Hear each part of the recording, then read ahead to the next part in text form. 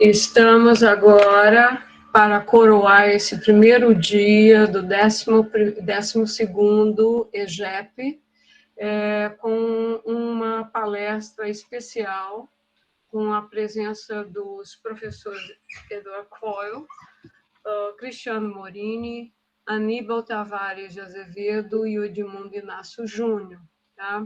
O professor Cristiano Morini, especialmente, nos sugeriu essa palestra por conta da experiência do projeto VIP, que também eles implantaram e tem agora um trajeto já feito na UNICAMP, e, em particular, o professor Morini vai servir aqui de anfitrião e apresentar a estrela, né, que é o nosso palestrante Edward, e os outros. Agora a palavra é sua, Cristiano, por favor.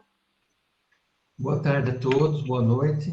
Eu gostaria de agradecer a organização da ANEGEP, novamente, né, pela organização do 12º EGEP, os colegas da Unifor, que nos abrilhantam aí nesse evento.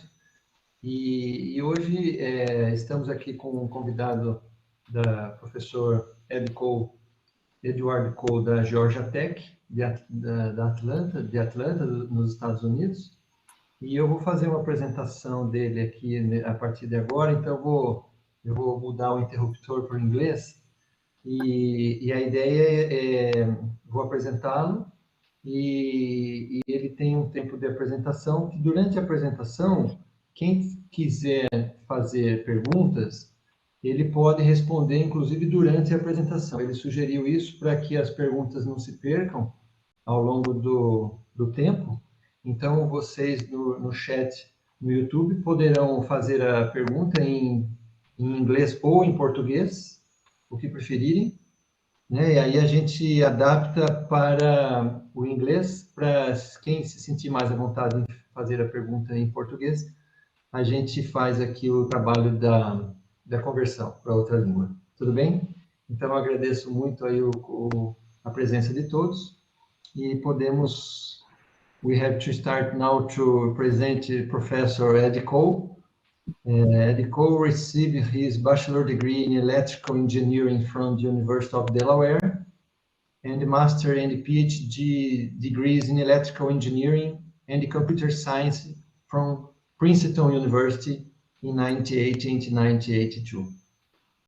From 1982 through 2007, he was a faculty member at Purdue University, where he served at various times as assistant vice provost for research, co-director for the Center for Wireless Systems and Applications, and the co-founder of both the Vertically Integrated Projects, VIP program, and the Engineering Projects in Community Service, APICS program.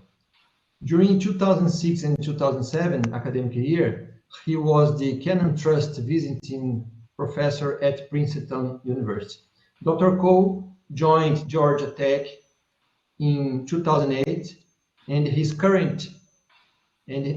currently the Arbutus Chair for the Integration of Research and Education at Georgia Tech, a Georgia Research Alliance eminent scholar, and the director of the Arbutus Center for the Integration of Research and Education. So, Professor Ed Coyle, the floor is yours. Thanks. Thank you very much, Professor Morini, and it's good to see you again. And I'll pull up my presentation now. I hope this goes well.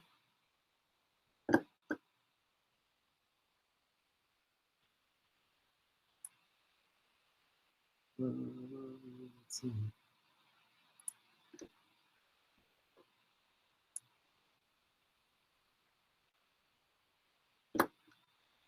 Okay.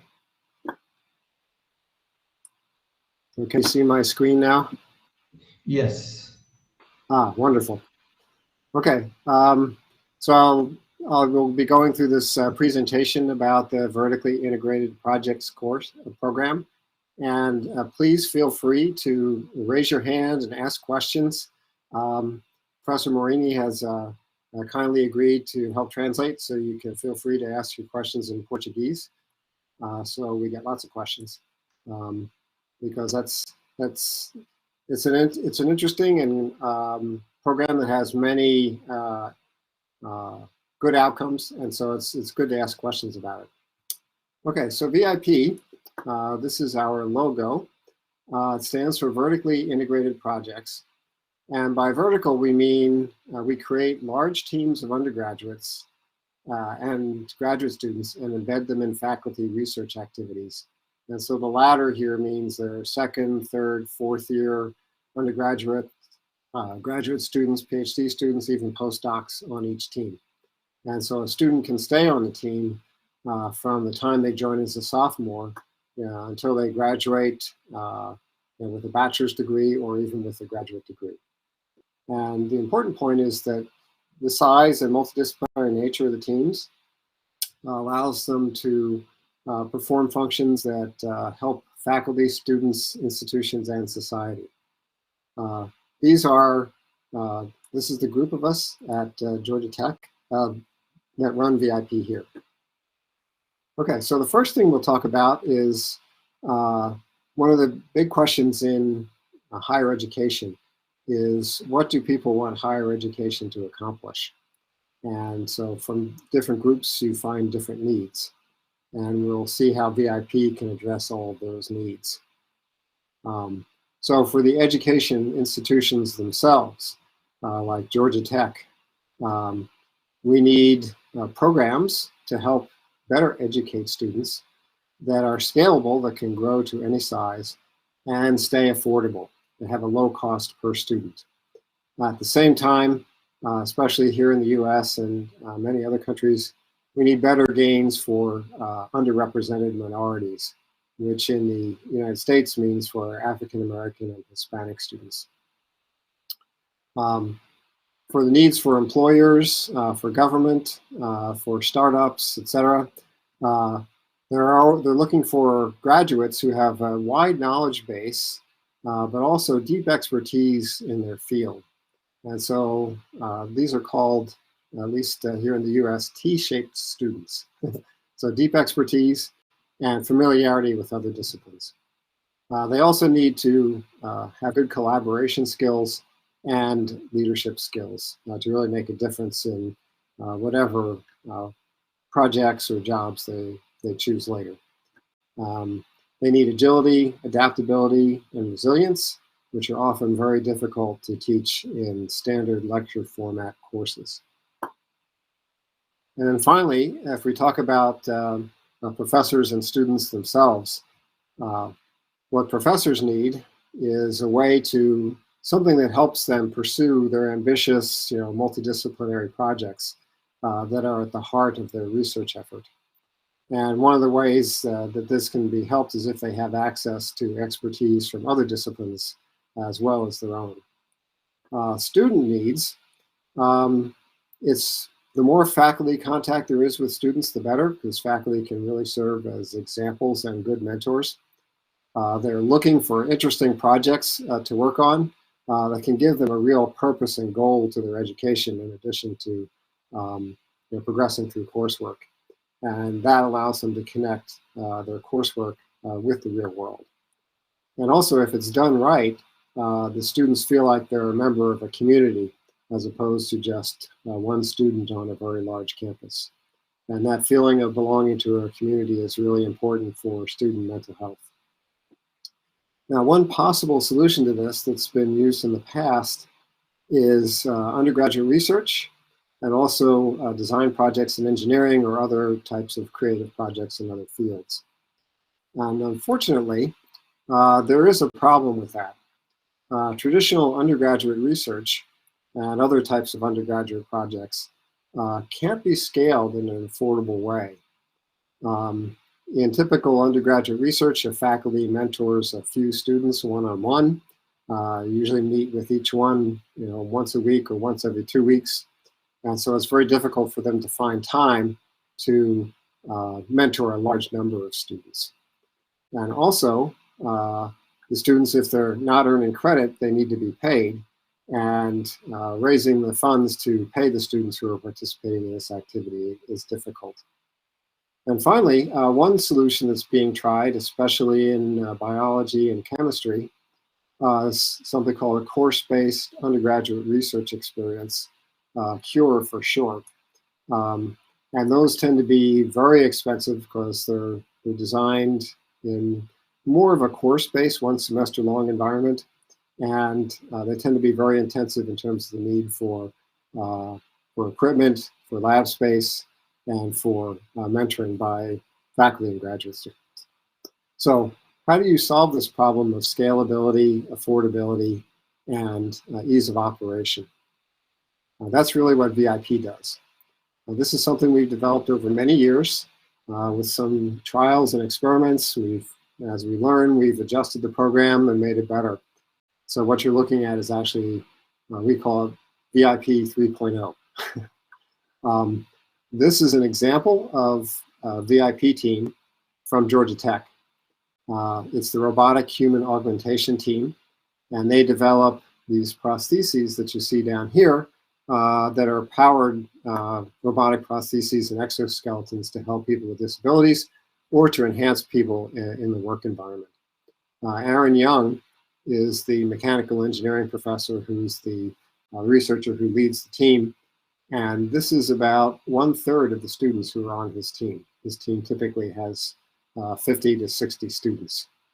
And I'll tell you how those are organized later. Okay, so that's a picture of a VIP team. I like to show that first, just so people understand how big these teams are. Now the average size of a team is 17 students. And so this is the model. Faculty lead large student teams.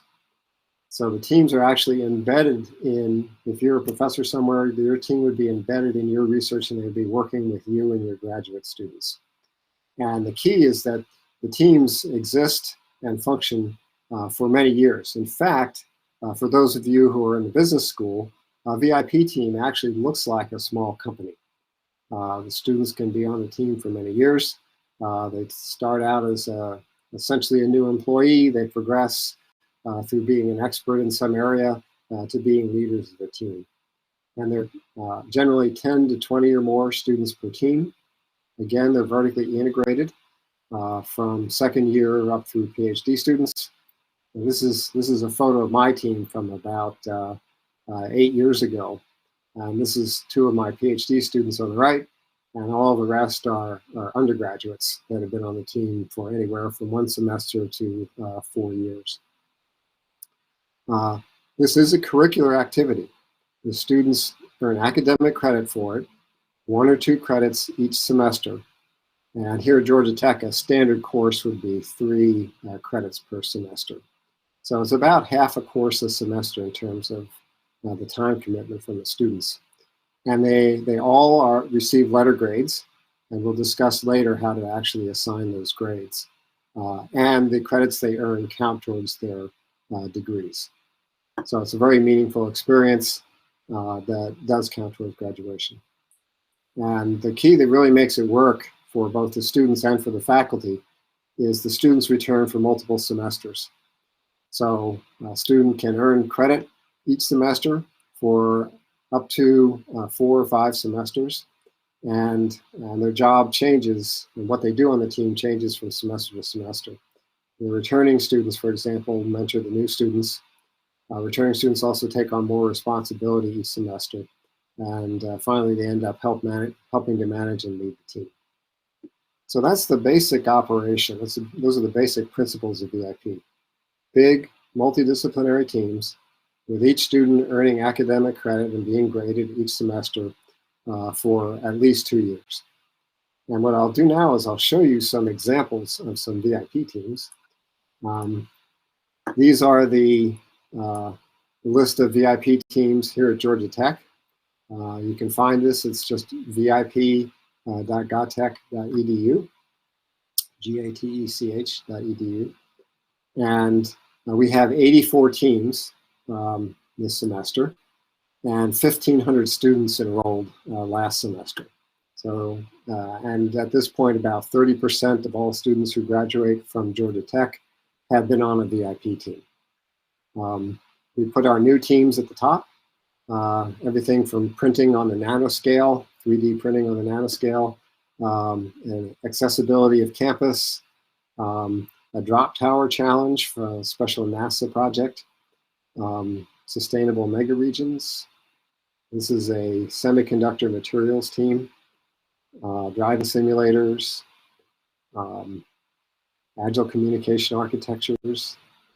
This is a team working on art and artificial intelligence. This painting here was actually composed by an AI that was trained on paintings from the English Renaissance. Aquabots, they actually designed the robot that you see here that they dropped down through the ice in Antarctica to study the biome underneath the ice. Automated algorithm design, big data and quantum mechanics. So we have teams from all disciplines on campus. So this is a physics and material science team. This is a biomedical and electrical and mechanical engineering team. Building for equity and sustainability. This is a chemistry team. And so this is what the students see when they go to this page to try to find a team that they would apply to join. And so when they see one that looks interesting, they can click on the name of that team and see what the description of that team is. So this is a brand new building at Georgia Tech that was designed to be energy positive. It actually generates more energy than it consumes. And there's space built in it for a VIP team to study the building and its operations. And so each team lists its goals, lists the issues involved or addressed, lists the methods and technologies that the team uses, none of which are prerequisites. Students do not need to have any background in the area that the team is working in. And then also a list of majors that the advisors for this team would like to have on their team. And finally, the preferred interest in preparation, just general interest. You don't have to have any specific courses as a prerequisite. And then finally, the list of advisors for the team. And so that was that team. We'll look at another one. This is a chemistry team, ChemFlow. And this one's on sabbatical for the moment because the advisor's on sabbatical. But they will be starting back up in fall 2023. They started operation in 2018, so they've been running for 4 years already. So this focuses on green chemistry and engineering.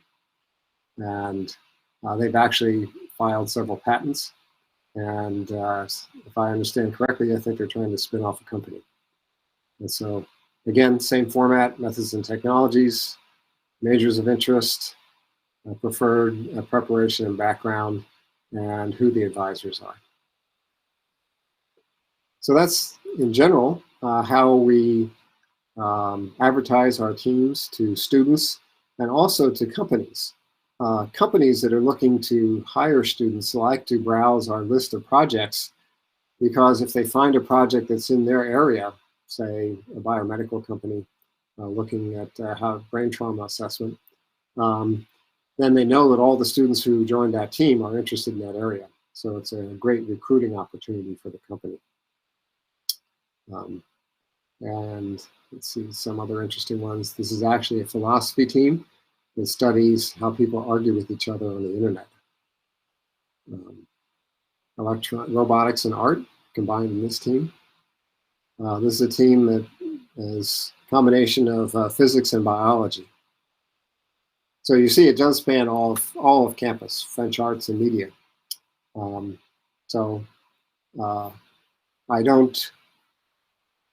Every student on campus, I think, can find at least one team that's of interest to them at this point.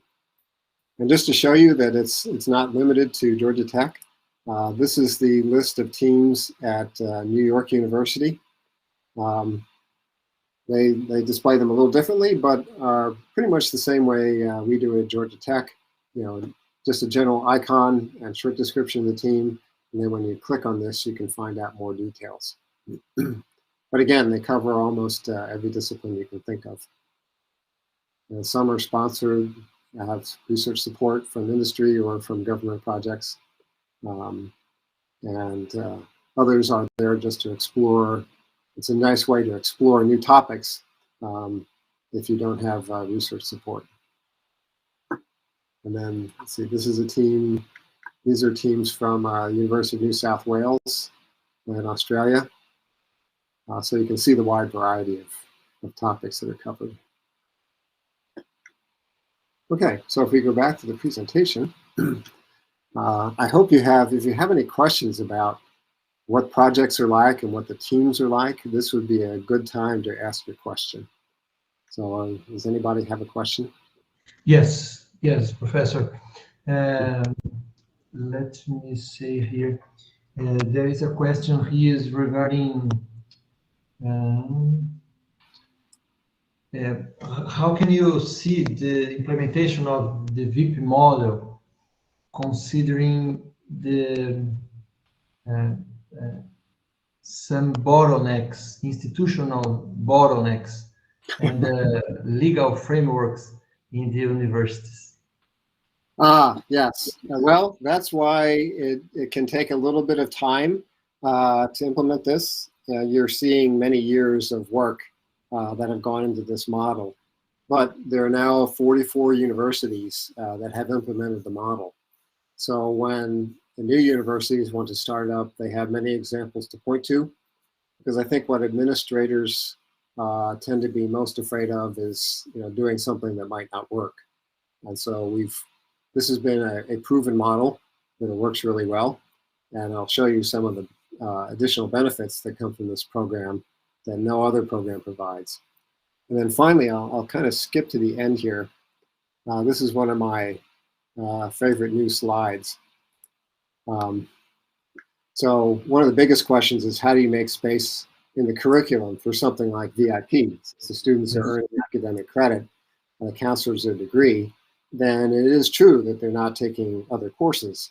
But that's one of the trade-offs that the university has to make. And given the benefits of VIP, it's worth it. So I'd like to joke that the traditional curriculum, the sequence of courses that students take, is like a space-filling curve. So once you've decided how many credits are available, which is the size of the box, then the courses just fill up that box completely. And what we're discussing here at Georgia Tech now that VIP has been well implemented is that there will be what looks like a traditional curriculum with not quite as many credits, not packing everything into just regular courses. And then there's a vertically integrated track. It could be VIP, it could be something else, but something that's a long-term experience for students so they can develop professional skills and really dig deeply into their own discipline and learn how to work with people from other disciplines. So this is the model that I really see for the future of higher education. So I hope that answered your question. But yes, it does take time. We had to talk with each department to suggest ways that it would count for their students' degrees and how to work it into their curriculum. But in many cases, it's the faculty and the professors in the department that actually start VIP projects and then push to have it implemented for their students' degrees. Great, Professor. We have one more question. Okay. Regarding focusing in entrepreneurship education. Okay. Can VIP results be adopted by potential entrepreneurs to start new ventures? Has this happened before? Yes, there have been quite a few VIP teams that have spun off companies. And it's usually the students who are part of the team that form the initial group of employees for that company. In fact, my own team, we're trying to spin off a company probably within the next year. The team will keep going because there are other things we want to do. But a lot of the intellectual property that was created within the team so far will go to that new company. So yes, we had one team at Purdue that has actually spun off 3 companies that have been successful. And this is great training for the students because they're already working together in what looks like a small startup. And now it's a safer environment than a startup because you just receive a letter grade. Failure doesn't mean you lose your job, as it would in a startup. But they learn how to work together with people. They learn how to work on a large, ambitious project, and make it succeed. So yes, there are a lot of ties with entrepreneurship with this program. We also run something called the annual VIP Innovation Competition, where we have teams compete with each other. They do presentations and demonstrations of their work in front of people from industry and from venture capital firms to see which team has the most promising innovation in terms of spin-off. And that's something that's done at each individual university. And then there's also a global competition between the winning teams from different universities that have VIP programs. Great. Yes, carry on, please. Okay. So in summary, what the VIP model does is it gives students the time to learn, contribute, and lead. It's shown as this clock that spans semesters and spans academic years. The projects that they're involved in are long-term, large-scale, very ambitious because they're driven by faculty research interests. And what's really great for the students is, they learn there's a lot of peer-to-peer learning and mentoring and leadership that goes on within the team. So they learn these skills before they graduate. And we've had people from industry who are recruiting come to the Georgia Tech campus saying that, we want to meet VIP students. Because when we hire them, it's like hiring somebody who has 3 or 4 years of experience, unlike other students. And I do want to emphasize the multidisciplinary nature. This is one of the things that is truly unique about VIP, and is something that a lot of campuses want to do, but haven't figured out how to. And VIP does it. So this is the set of VIP teams at Georgia Tech. I showed you some of them, the 84 teams. And each vertical bar is a VIP team here. The height of the bar is the number of students on the team. So we had one team with 70 students, a couple of teams up in the 40s. My team usually has anywhere from 20 to 30 students. It's whatever size works best for your team. Newer teams tend to start out small. Typically, we aim for 8 to 10 students per new team, and then they can grow to whatever size works best over the following semesters. The average size of a team is 17 students, and that's actually the student-faculty ratio here at Georgia Tech. So this is scalable. And then the colors for each bar are the different disciplines on campus. And as you can tell, there are so many colors that you have trouble distinguishing some of them. But that's a good sign.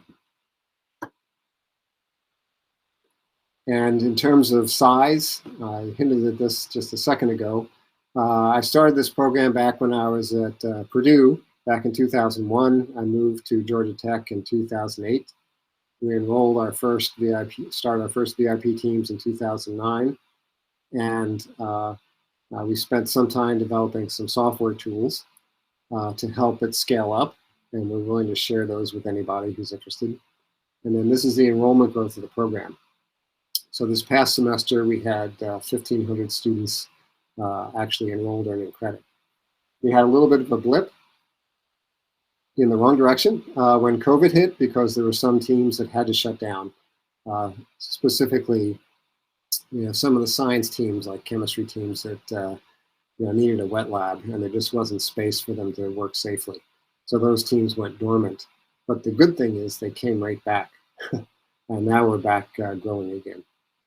Now, the cost of this is nominal. So the administrative cost for VIP is about $200 US per student per year. So that's pretty cost effective. The faculty, so really benefit from this, because I can do things with my VIP team that I couldn't do otherwise. And so they allow me to build big test beds and carry out, complex experiments that I couldn't do with just my grad students. And probably the biggest thing here is students want to participate and the faculty want to participate. So this is something everybody wants to do, which is pretty rare. It's not required of anybody. So everybody who's in the program is there because they want to be there. And again, VIP student-faculty ratio is about the same as the campus student-faculty ratio. And then when you add the fact that we have some advisors from outside Georgia Tech, from the Centers for Disease Control, for example, and from the Georgia Tech Research Institute, it's pretty clear that we could eventually have every student involved in VIP. Okay, so that's the basics of it. We've been studying it for many years. A lot of this has been led by Julie Sonnenberg-Klein, who's Associate Director for VIP. She does the education research. And we have a very highly instrumented program that we use to get the results that you're going to see now. So one question that we were asked by the administration was, how does VIP affect job placement?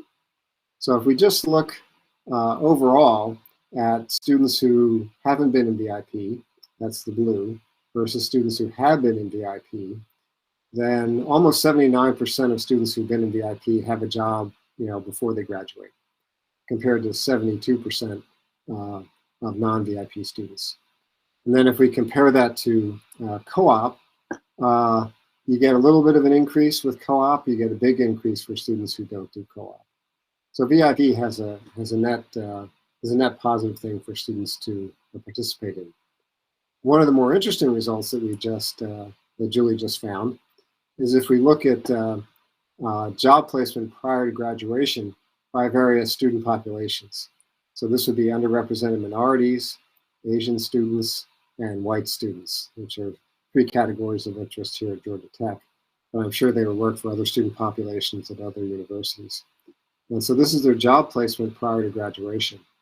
And we were surprised to find that underrepresented minorities and Asian students were less likely to have a job than white students, and then to see what effect VIP had on that. And what's really interesting is that VIP makes that inequity disappear. So everybody gains, and the difference between 78 and 79.3 is it's not statistically significant, but the overall increase really is statistically significant. So, and also there's representative enrollment of underrepresented minorities in VIP. In other words, the fraction of VIP students who say are Hispanic students exactly matches that the presence in the overall student population. And so we haven't published this particular result yet because we're still digging into it. In terms of professional skills, we've published a lot of these, the impact of VIP. The top row here, this was from exit surveys for students who've been on VIP and are graduating. And it's significant improvement in their ability to work with individuals from diverse backgrounds compared to students that did not have VIP, their ability to work in multidisciplinary teams, and their understanding of technologies relevant to their field. And then from very nice peer evaluation system that we have, we can show that students actually interact more with students of other races and ethnicities, interact more often with students from other majors, and show substantial leadership and technical growth. And I'll talk about this next. But these are really significant results because of the size of the program here now. So those of you who are familiar with education research or statistics, there's something called a p-value. And the p-value here is less than 0.001. Most education research, they're happy if they get 0.01. So these are not only very statistically significant, they're also very meaningful results. Okay, now this is what's really interesting. Because of our peer evaluation system, we can ask peers, who's actually acting as leaders on your team, and who's actually doing the organizational work within the team. So it's as reported by peers. So it's not self-reported. It's not a student saying, oh, I'm a great leader, or I have acquired leadership skills. It's other students recognizing that they have. And it doesn't really matter when they join VIP. What really matters is the number of semesters they've been on VIP. So first semester is pretty equivalent. Second semester is a significant increase in organizational skills, and an even bigger increase the third semester they're on the team. Then after that, it sort of plateaus, because I guess at that point they've gotten as much organizational skills as they need. But it proves the point that it takes time to actually develop real organizational leadership skills. And finally, people are always wondering whether students learn enough skills relevant to their discipline while being on these teams. And they do, and that's primarily because they're embedded in research. And again, we find when they join doesn't make a difference whether they join as a sophomore, junior, or senior. It's the number of semesters they're on a team. And unlike the organizational skills for the technical and content area leadership, it keeps going up. So on my own team, and I've had my own team for 21 years now, the students up here who are in their, say, third to fifth semester, especially fourth or fifth semester, they're really functioning at a graduate student level. So these are the team leads, and they are really, really good. And I do a lot of my recruiting of my own graduate students from this group here. But that's really impressive that it keeps going up. So, are there any questions about these outcomes before we move on to another topic? Yes, there is a question, but not regarding in the point of view of the student, but in the point of view of professors and lecturers. Okay. What's the question? Yes. What kind of actions were taken to attract, to seduce lecturers from this kind of educational project? Okay. So we actually don't go out and recruit faculty. They come to us and ask to have teams because they've seen what other teams have accomplished, and they have figured out what a team could do if it worked with them. And but then there is the question of how it counts in the teaching requirements for faculty. So I'll skip ahead a little bit here to the courses and how it counts for faculty. So these are the courses that support the VIP program here at Georgia Tech. Now, we started out with just special projects courses. It took us a while to work up to this, but these are now university-wide courses, and they all have the same subject code, VIP. So it's not Business 101 or Electrical Engineering 403 or Biology 302. This is VIP 2601, 2600, and so on. And they exist at the second, third, and fourth year, and at the graduate level. And so the first digit actually represents the year. The last digit represents the number of credits. So 1 credit, 1 or 2, or sometimes 3 credits. And there's a 0 credit option for students who are being paid on the team. And each team is then the same section number in every single one of these courses. So my team, for instance, the Stadium team is actually has the code VP3. So in our course management system, I can do a search for all the VP3 sections and combine them into one course, and which makes managing things very easy. But you can see how a student would progress through the sequence of courses. And they can take each one of these multiple times. So a junior could take 3602 twice, and then go on and take 4601 or 4602. It also counts for capstone credit, whatever that happens to be. It could be senior design and engineering. It could be a senior thesis in other disciplines, or some other type of project. And the credits for that vary from discipline to discipline. Okay, so that's how that works. And then as an advisor, how you grade them is in many ways an extension of how you would evaluate your own graduate students and their progress towards their degree. Another way of looking at it is also very similar to how employees are evaluated in industry. So throughout the semester, we have 2 points of grading, mid-semester and end of semester. And the things that count in the grading are teamwork, which is judged by the peer evaluation system, the contributions that the students have made based on the judgment of the more senior students and the graduate students and the advisor, and documentation. And we are really, really, really hard-nosed about documentation. In fact, what we tell our students is that if you did not document it, then you did not do it. And that way, you know, when it comes time to grade, it's rigorous. So we've never had a grade appeal, for instance, here at Georgia Tech, even when we give students low grades. So it's observations, you know, what's going on in the team from the more experienced members, as well as grad students and advisors. The peer evaluations, which is the students evaluating each other. Team documentation, individual notebooks. So each team has a wiki or some other way of maintaining a repository of knowledge the team has built up. GitHub if they're developing software. And these could be electronic or paper notebooks, but these are evaluated twice a semester. Okay, so that's what the faculty are doing. And that's how you grade, you assign a grade to each student on your team.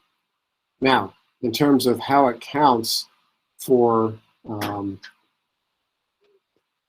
let's see, for recruiting instructors. First, there's the selling points. Easy access to students from other departments. So for example, a lot of people want to have some computer science students on the team.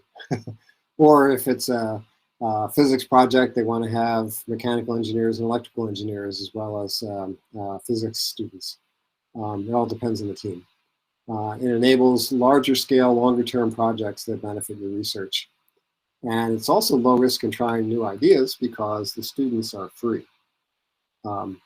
Also, at least here in the US, the National Science Foundation, any proposal has to address broader impacts and have an educational component. And so VIP teams are actually written into research proposals for funding.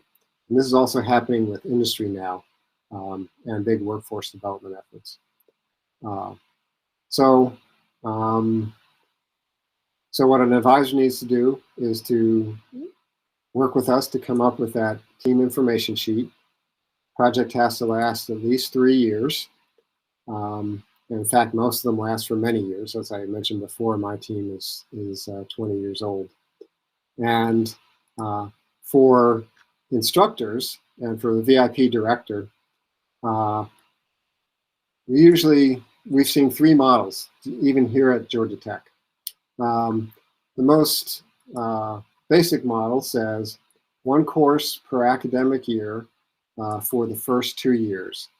And the reason for that is, in terms of the number of students on the team, the amount of time you spend per semester, which is about half of a regular course, that's the time you're spending spinning your team up to speed. And then after that, after this, at some point during the 2nd year, the returning students are taking over the job of onboarding the new students and helping to maintain, manage the team and keep things running. So that's the basic one. The most generous one course per academic year ongoing for every year. This has problems with scalability because if everybody had a VIP team, there might not be enough people to teach all the regular courses. But what we see as sort of the long-term stable model is 1 course per academic year for the first 2 years, and then some type of capstone-like credit beyond that. So here at Georgia Tech, that would be you get released from 1 course every 2 or 3 years for advising your team. There are some places where there are some departments which do not give any release time, but people still do it because it advances their research. And it depends on what type of institution you like, how heavy your teaching loads are, which model works best. But usually each department can figure out what to do for that. So I hope that answered that question.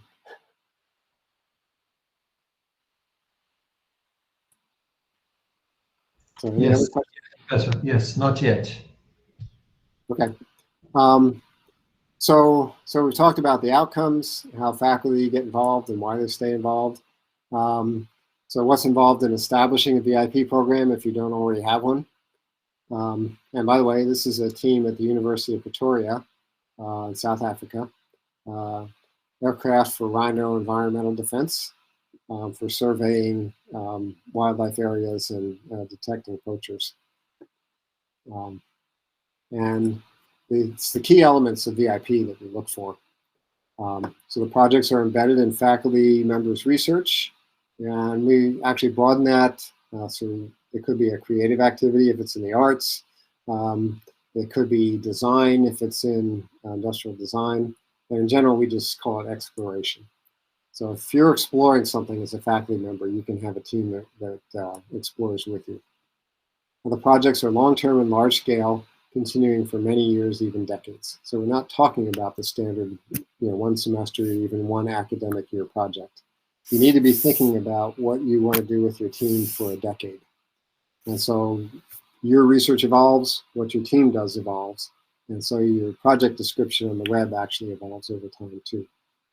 Now, the program must be curricular, and all participating students are graded. So no pass-fail, no auditing, no volunteers. Everybody has to be treated the same.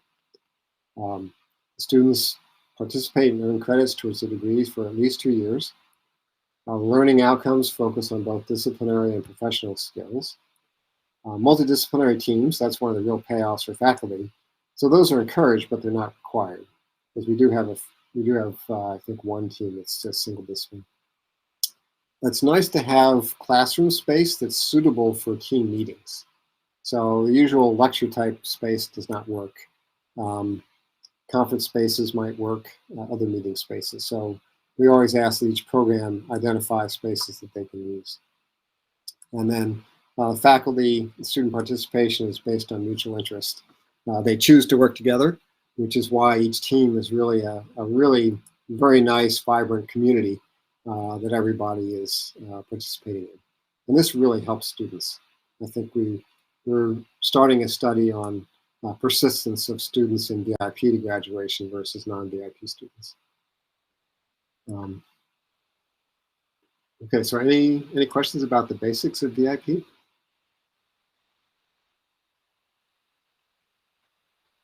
Not yet. Okay. So let's see. So for people, we already talked about how you recruit instructors, and we talked some about how you recruited students. And just to show you that these things, these policies actually work. The screen isn't big enough to go all the way back to when we started in 2009. So this is meant to show the duration of VIP teams over time. And so it's for the last 4 years. And you'll notice that basically every team was continuing. Then COVID started to hit. And also some faculty retire, others move to another institution. And there are some teams that occasionally go on sabbatical. But in general, they are around for many years. And so and then these are all the new teams that are being formed. And one of the critical things is the director of the VIP program has to have the power to shut down teams that are not functioning well. So if the students aren't being treated well or being graded unfairly, or the advisor is not paying attention to them, then we don't allow any new students to join the team, and any returning students are allowed to join other VIP teams. So that's important for quality assurance. And for student recruiting, this was one of the biggest things we learned. So we did a study early on, it was led by Julia Melkers in our School of Public Policy, about what was the best indicator of whether a student would be successful on a VIP team. And it was not their GPA. It had nothing to do with interviews of students, had nothing to do with recommendations they got, and it had nothing to do with evaluating their resumes. So we thought, well, this is great because it actually makes the process of selecting students better. So when students apply to join a VIP team here, the only thing we look at is what year they are, what major they are, how many credits they want to take, and why they want to join the team. And that is enough to build very highly functional teams, in part because these are big teams. So if you have a team, as I said, average of 17 students per team, the probability that you're going to have some really good students on there who are going to pull the others along is very, very high. And again, those outstanding students, you know, GPA is not correlated with them. So the use of the GPA, I'm really getting suspicious about. And finally, you know, if you've admitted these students to your university, then why would you be excluding them from an activity like this? So equity, representative enrollment of underrepresented students. Students return for subsequent semesters at the same rate, regardless of race and ethnicity. So it's one of the few teams, I'm sorry, few programs that we know of. They're called high impact programs that is actually equitable. And aspects supporting equity, allowing VIP to fulfill degree requirements. What that means is that it's open to students who have to work to help pay for tuition and other things. They can still participate in VIP. It's not an extracurricular or co-curricular activity. It actually counts towards the degree.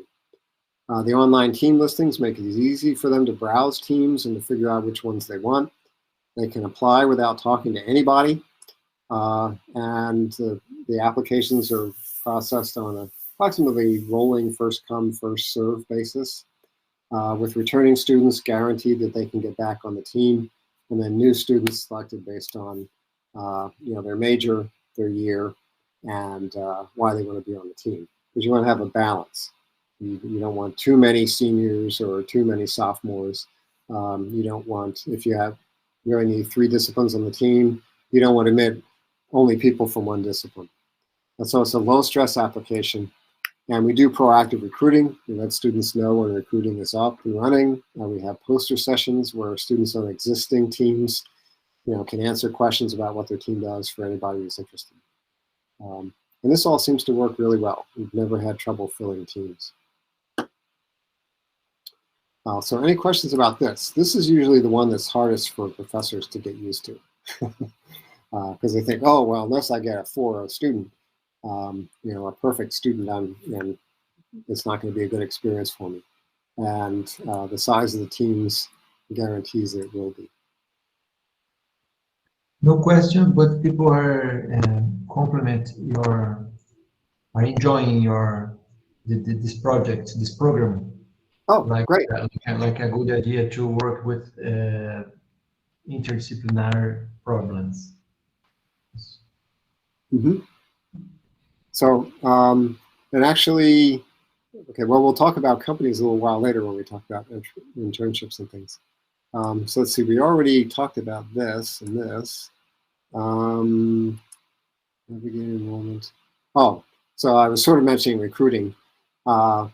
In selecting students for your team, you really look at maintaining the balance of different majors, the balance of academic ranks, second, third, fourth year graduate student, making sure that returning students get first choice to come back, and then you fill up empty spaces with new students. And we require registration permits, so not every, the average student cannot just go and join a team. They have to apply and be selected. And then how counts towards the degree has a big influence on persistence on the team. So what we have found is that the policy models that work best are threshold policies. So if a student here at Georgia Tech in many disciplines takes 5 or fewer VIP credits, they only count as free electives. As soon as they take 6 or more, then some of those initial 6 credits become disciplinary electives. So for instance, in ECE, electrical and computer engineering, 3 of those 6 become an ECE elective for graduation. In biomedical engineering, all 6 become a biomedical elective. and or it's a mix of major and free. VIP students in most engineering disciplines, for example, can use what they do on their team for their senior design experience. And I think other disciplines are starting to look into how to let VIP count for their capstone. In our College of Computing, for example, VIP fulfills a multi-semester design sequence. So close to 50% of students in our College of Computing actually participate in VIP. And again, we come back to this. The regular curriculum is a space-filling curve, which doesn't look like it has space for anything else. But enough people see the benefit of it, and enough professors will push for it that you can get this model in place.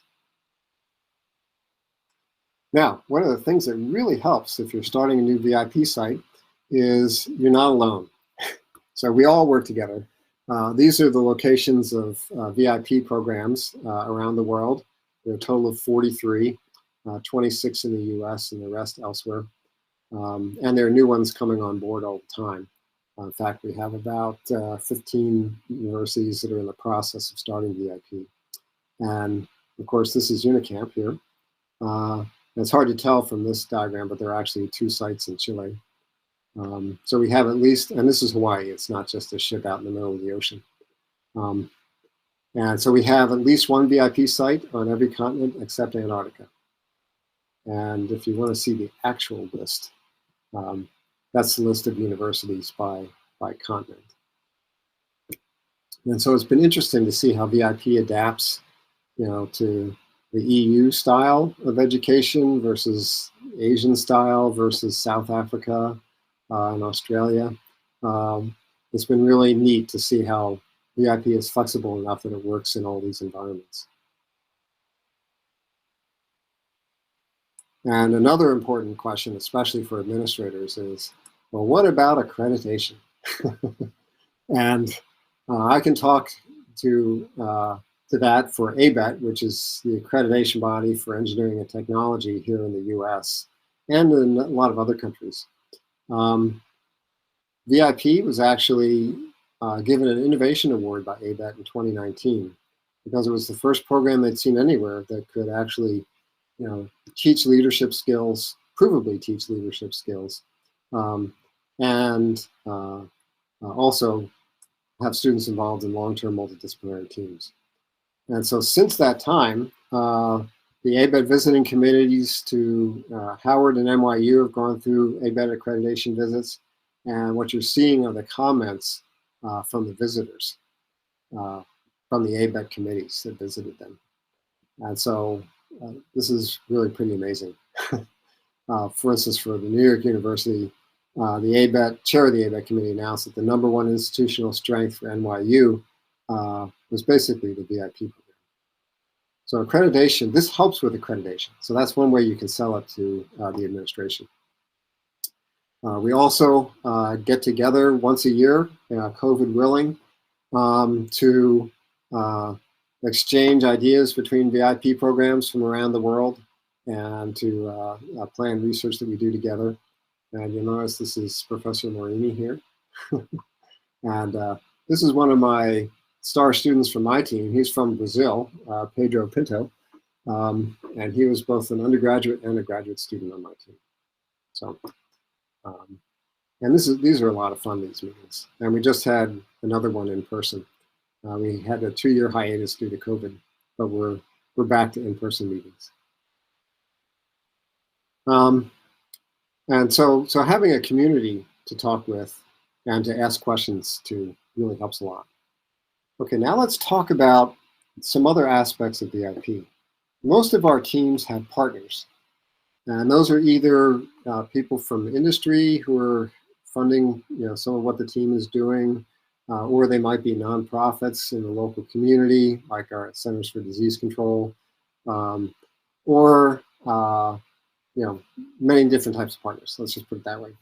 And one of the reasons they like partnering with VIP teams is they find the teams that are in their area of interest and partner with them because they know they're going to find motivated, team-oriented students that are interested in the same thing they're interested in. And so it gives them early opportunities to recruit students for internships and permanent jobs. So they can meet the students as early as their second year and offer them internships after their second, third year, and so on, and then offer them permanent jobs when they graduate. They get access to students from diverse backgrounds and majors, and this is what really attracts them.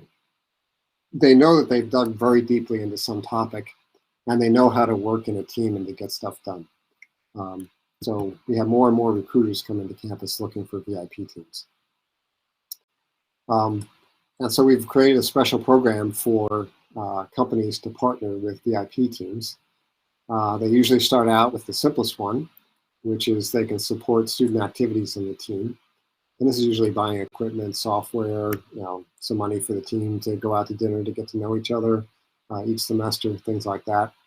That's $20,000 US per year per team. And the company can interact, they can attend team presentations, things like that, hire students for internships. And 100% of the funding goes to the students, so there's no overhead charged by the university or by the VIP team. They can also support the VIP program in general. For instance, our VIP innovation competition. We've had a number of companies support that to the tune of about $40,000 a year. And then finally, they can sponsor the annual innovation competition that's sort of worldwide, or the annual consortium meeting. So these are all sort of fundraising opportunities within VIP itself. Then, of course, each individual team, especially if they're in engineering or science, they often have external research grants, and those are handled through our usual university contract office.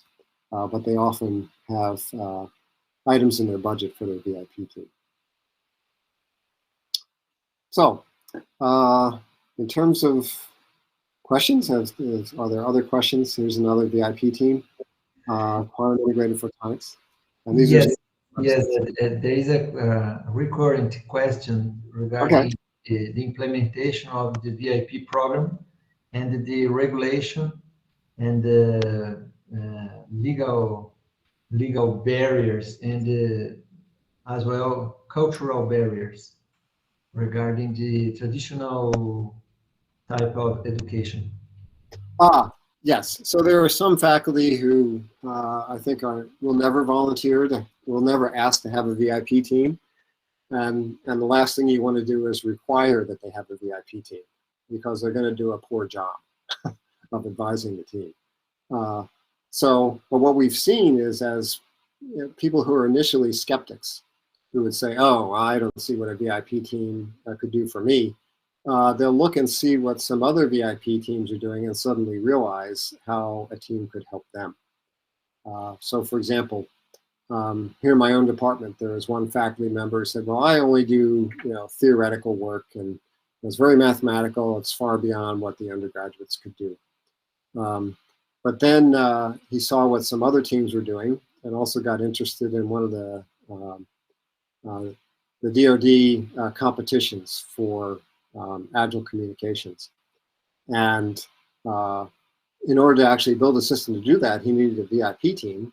And once he had his own VIP team, he realized that, hey, a lot of these students have studied machine learning on their own and actually know as much as some of his graduate students.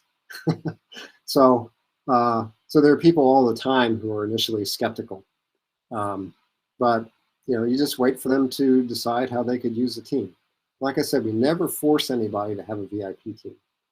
At the same time, you have to talk to the folks who are administrators and these other faculty and say, just because you don't want to have a team doesn't mean you should prevent other people from having teams. Because that's what we see most often is, those faculty or those administrators say, well, I don't see how a team would work, so I'm not even going to let you talk to my faculty about VIP and ask who might want to have a team. Because that's just not right. With the proven benefits for both faculty and for students, everybody should have the opportunity to do this. It shouldn't be required, but they should have the opportunity to do it. And so I think that really addresses a lot of the fundamentals of the approach for VIP to campus. And once it gets started, it usually grows pretty dynamically just by itself. You need to have a good director who can go around and talk to administrators and talk to faculty, and who ideally has their own VIP team, so they live the experience. But that it basically has a momentum of its own that allows it to grow. And then the other things, all the committees that have to make decisions about, which courses and how many credits and how they count towards degrees. Again, they will get started because there are always some faculty who can figure out what to do with the team. And even if they don't get credit for it, as long as the students get credit, they'll start the team.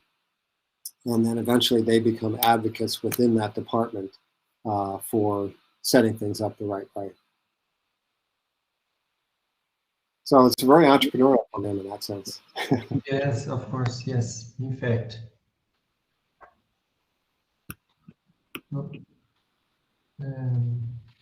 There is an additional question here regarding, I believe it's in Georgia Tech.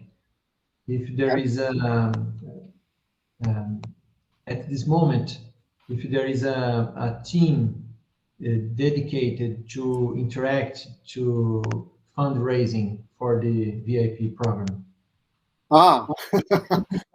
Actually, we've thought about, we call those types of teams meta teams. So we've thought about having a VIP team that develops software tools to help us run VIP. It would be great to have a team from the business school and marketing and things like that to help raise money for the VIP program. And the way we phrase that is, as long as there's some discipline which will recognize credits for students doing that, then it's okay to have a VIP team for that. So I guess the answer is yes, but we haven't tried that yet. Yes, but it's important to mention that it happens in this stage of the VIP program at Georgia Tech, because at the beginning, there is nothing more than a good idea and some effort. Yes. Yes. So just a lot of people who see, oh, wow, if I get my team, if I get a team, I could do this. And then once they do that, then we can measure the benefits, and then it's more compelling for other people to request teams. So yes, it's very much a grassroots program initiated by faculty and students. Okay, Ed. If you want to show more slides, or I can probably I can show also some facts and figures regarding VIP at the UNICAMP. Okay. Why don't we look at your facts and figures? I think that would be interesting. So I need to stop sharing here. Let's see, how do I do that? I guess I need to go back to this.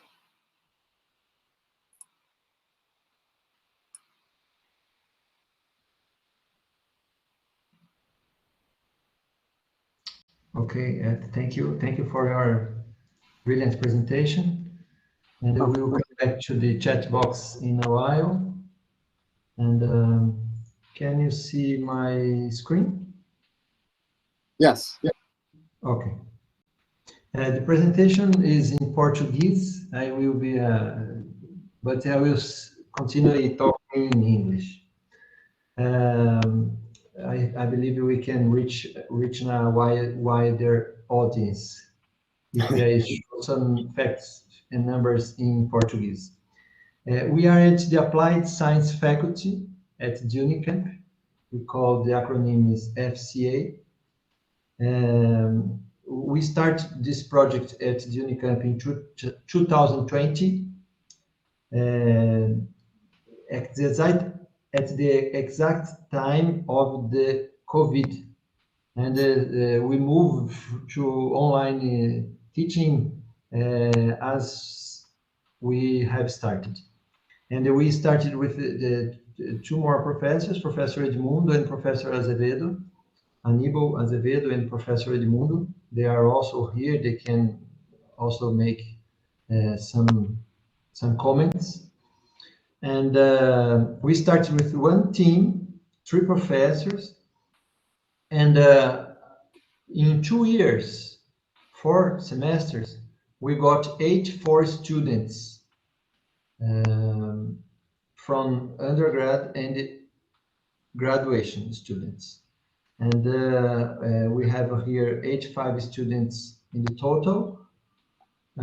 We take 14 undergraduate students, 14 undergraduate programs, and 6 graduate programs. This is really a good variety of 20 graduate and undergraduate programs involved in this initiative with 84 students. And this is a good thing that you also mentioned in your presentation. I think the diversity matters for us. And here we can see in the bar the number of the students enrolled. Here each semester, we got 4 semesters in this pilot experience. And here different colors, different backgrounds from the students. So here we can see people from math, statistics, food engineering, architecture, and also business administration, computer science, and also here graduate programs in food engineering, scientific politics and technological development, electrical engineering. So it's a good variety with students from different backgrounds. And here we have the same idea with another kind of screen. And the size of this is regarding the number of the students enrolled. So we have most of the students they coming back from the business administration, undergraduation, and the second one was the business administration graduation program, and then the others. Because we are in an applied science faculty, we are professors from the business administration undergraduate and graduate programs that it answers why there are more students from this background in our project. And our project is intending to develop indicators regarding entrepreneurship to contribute to better public management. So we work with the idea is to build and to validate some public policy regarding entrepreneurship. And we take some local ranking regarding municipalities. That's not common to have rankings regarding municipalities. And we took one of them. It's called ISDEL. It's made by Sebrae from the state of Minas Gerais. And our project, it's also common ideas, combining with the 4th and the 11th UN Sustainable Development Program. The 4th is regarding education of quality education, and the 11th regarding cities and the communities, sustainable cities and the communities. And the idea is to our program that was translated in 4 academic disciplines, electives disciplines. We consider also some literature regarding the impact to the communities, and it is also in tune with our new legislation to engage more students in service learning and community projects. And this is another literature we use to understand and to implement our initiative. And also this article, this paper, it's from our colleagues from University of Strathclyde, from Glasgow, UK. It is also co-authored by the Professor Coyle. The idea was to use the VIP projects to embed research-based education for sustainable development in undergraduate curriculum. I think that's enough to start the discussion. I have more data here, but here is our ranking. We got it from Sebrae, from Minas Gerais. And we focus in the municipalities in the São Paulo state. There are 45 municipalities, and we focus in the first 34 municipalities regarding some aspects like entrepreneurship, it's like entrepreneurial capital, productive organization, and the others. And we redefine the weights of that original rankings with our students. We split them in some small groups to analyze, to understand first this ranking, and after to considering new weights from a focus group that we developed with some experts from local community. We redefine some aspects of the ranking and produce some results like this. Professor Anibal and Professor Edmundo can make some additional comments. And the results, we produce this kind of a chloropleth maps, and each color is regarding a level of development using some indicators. And we consider some indicators regarding entrepreneurship and innovation and the public policy in those municipalities. And we come up with some results that we put here in red line. And after this quantitative work, we discuss qualitatively what those municipalities have made regarding public policies to foster entrepreneurship and innovation in their municipalities. And then after this quantitative and qualitative analysis, we produce some results and come up to an end. That is regarding here, the idea was from some inputs, we come up here the idea to the impact to the society for better managing the business environment, fostering entrepreneurship and innovation, considering local initiatives, mainly regarding to local laws and programs that made some municipalities to be better evaluated than others. That was our job. And I would like to take the floor here to Professor Edmundo and Anibal to make some additional comments, please.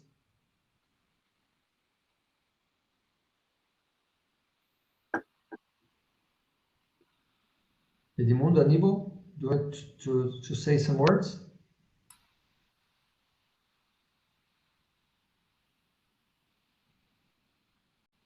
Okay. We have some questions in the chat, or we don't? Edmundo, do you want to say some words? Boa noite. Posso dizer assim, posso comentar alguns aspectos gerais em português mesmo. O Ed acompanha um pouquinho o nosso português para a gente aqui a falar com a plateia aqui no stream. Da nossa experiência, né, com esses 4 semestres 2 anos consecutivos com o programa VIP na Unicamp, né?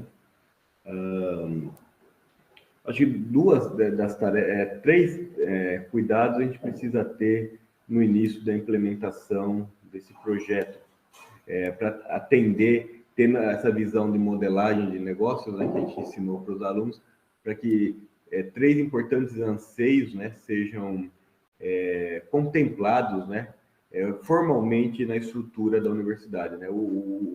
Do lado dos estudantes, o primeiro anseio, né, apesar de todo o ganho da metodologia ativa de ensino e participação de um laboratório, pesquisa, é óbvio que todos os alunos de graduação ou pós-graduação, eles vão perguntar dos créditos.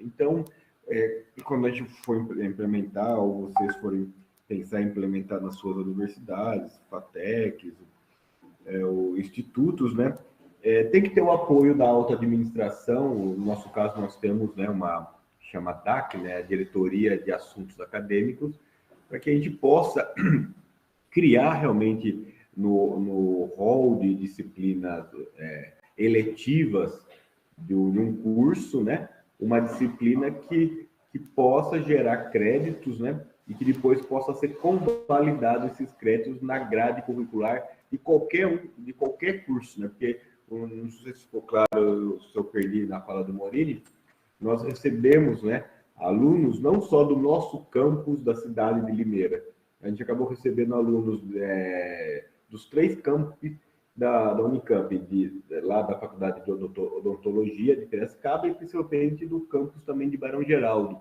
que são cursos mais variados, né? E ele se matricula nessa disciplina como uma eletiva e depois ele espera que essa eletiva possa ser convalidada. Na graduação não é tão difícil, mas na pós é mais difícil, porque as pós-graduações no Brasil têm linhas de pesquisa, né? O nosso PPA, por exemplo, tem uma linha lá de empreendedorismo e sustentabilidade, outra de estratégia e inovação. Então, aí aparece uma disciplina chamada VIP, que é eletiva, e aí depois o aluno tem que ir lá conversar com o coordenador da pós-graduação dele lá, da enfermagem, da medicina, que teve aluno da medicina, da engenharia elétrica, e dizer, olha, isso aqui tem a ver, né, com a linha aqui que você está, eu fiz uma eletiva, eu quero que convalide nos meus créditos da pós-graduação. Então isso tem que ser muito bem costurado, né, tem que ter o apoio, porque senão o aluno fica muito frustrado mesmo de participar 1, 2, 3 semestres, e depois quando ele entra com o papel para pedir a convalidação, o próprio departamento dele nega, né? Então essa é uma preocupação do aluno, é a primeira pergunta que ele faz. Do lado dos professores, é óbvio, né, que de tudo que o Eduardo falou e o Morini falou, existe um esforço extra e uma energia que você gasta na atividade dessa docência a nível de graduação, que às vezes nas nossas universidades de pesquisa, que tem programa de pós-graduação, não é o principal enfoque, né? Apesar de ter o tripé, ensino, pesquisa e extensão, mas o pé mais forte dessa cadeira é a publicação científica e a pós, né? Então, você despender um certo grau de energia a mais engajando alunos de graduação, de iniciação científica, e aí você também ter nenhum ou pouco prestígio dos seus superiores para realizar essa atividade, pode ter bastante desmotivação dos professores para iniciar novos grupos e até dos que estão manterem os grupos. Então, né, tem que costurar isso também. E o terceiro é a sociedade, né? Você conseguir realmente fazer essas parcerias, esses projetos pilotos iniciais, como nós fizemos uma parceria com a Prefeitura de Limeira, o Sebrae de Piracicaba, que é uma regional, né? A Secretaria de Inovação, Desenvolvimento e Turismo, para tentar trabalhar com eles, mostrar a utilidade de trabalhar com indicadores, não com achismo, de aprender técnicas mais avançadas em métodos de decisão multicritério, meu cachorro, multicritério, e capacitar, inclusive alguns dos alunos bolsistas, eram funcionários públicos da prefeitura, para capacitá-los e mostrar esse valor nessa interação, né?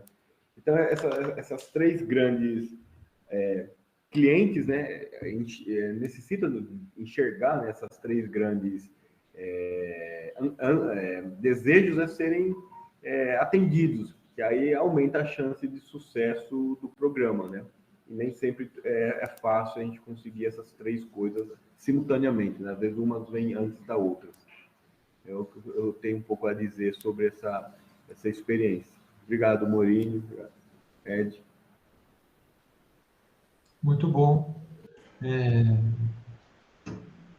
Nós colocamos aí no chat do YouTube um link do nosso artigo que a gente produziu com algumas iniciativas VIP em 4 universidades na América Latina. Então, vocês, se não conseguirem acessar, podem encaminhar também mensagem para nós, que a gente encaminha depois para vocês. Uhum. E, Rosa, então, eu passo a palavra para você. Okay. I would like to thank you very much, Professor Edmundo, for one more contribution for the VIP program in Brazil. Thank you. Rose. Okay, and thank you very much, Professor Coyle, and also Professors Cristiano, Anibal, and Edmundo for inviting to be with us and also showing that there is a way of putting together students from different levels and from different areas in order to produce and to learn how to produce research. And for sure, there are some barriers to be surpassed. But if you have professors like the ones we have here that decided to start bravely this effort at UNICAMP, you can have the fruits of it. So you are showing there's another way of involving and making the students to be motivated, and also to learn not only the scientific skills, but they will be learning a lot of the soft skills also. Yeah. So thank you very much. It was really a pleasure having you here with us. Oh, it was my pleasure too. Thank you. Thank you very much. And thanks, Cristiano, for putting us and suggesting to include this theme in our program. Obrigado, Rose. E eu me coloco à disposição aí de algum colega, se quiser mais informações para tentar implementar o programa na sua unidade, né? Eu vou colocar meu e-mail aqui no chat. Obrigado. Okay. Professor Kaiser, any word? Is it okay? It's okay. Just I want to thank you, Professor Edmundo. Thank you, Cristiano, for the opportunity. I'm glad to hear about the project. It's really interesting, and I hope that more universities in Brazil can apply and learn more about this kind of initiatives. Thank you. Okay. Thank you for the audience, for everyone that it's here with us watching by YouTube, and we hope to see you tomorrow with more activities. Okay. So for us is enough for today. And then we started very early in the morning at 8:30 with another international contribution. Okay. Thank you very much, and good evening and good rest for everybody. Thanks. Bye. Bye.